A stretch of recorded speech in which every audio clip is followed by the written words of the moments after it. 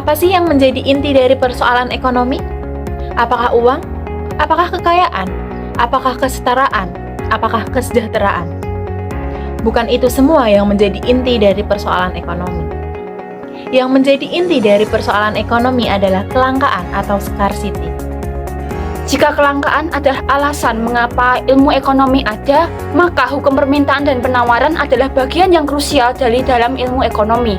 Hampir segala aspek dalam ilmu ekonomi selalu terkait dengan permintaan dan penawaran. Hukum permintaan dan penawaran tidak hanya terbatas soal harga, tetapi juga soal analisis pasar, alokasi sumber daya, sinyal untuk produsen dan konsumen, adaptasi dengan perubahan, dan indikator kesehatan ekonomi. Jadi, dengan memahami permintaan dan penawaran, kita akan belajar untuk memahami pasar bekerja. Hal ini tentu akan memberikan dampak yang sangat baik untuk kita dalam kehidupan sehari-hari. Maka, memahami permintaan dan penawaran sangatlah penting. Untuk itu, kita harus memahami apa itu permintaan dan penawaran. Permintaan adalah aktivitas ekonomi yang dilakukan oleh konsumen atau pembeli untuk memenuhi kebutuhan barang dan jasa mereka. Sedangkan penawaran adalah aktivitas ekonomi yang dilakukan oleh penjual untuk menyediakan barang dan jasa yang mereka tawarkan pada pembeli. Lalu, bagaimana hukum permintaan dan penawaran bekerja? Sekarang, perlu kita pahami bagaimana harga menentukan permintaan dan penawaran, begitu juga sebaliknya. Dalam hukum permintaan, harga suatu barang memainkan peran penting dalam menentukan permintaan konsumen untuk barang. Semakin tinggi harganya, maka semakin sedikit konsumen yang membeli barang itu.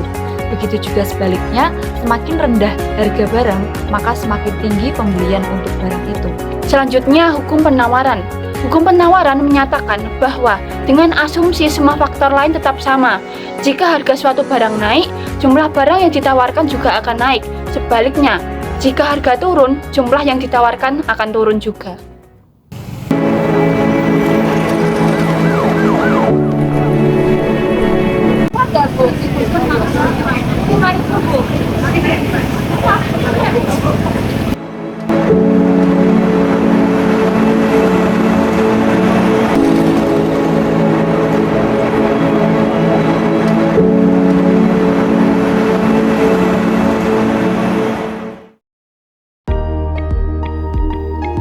Praktik hukum permintaan penawaran bisa dibilang hampir di seluruh kehidupan kita. Jadi, hukum permintaan dan penawaran muncul secara natural.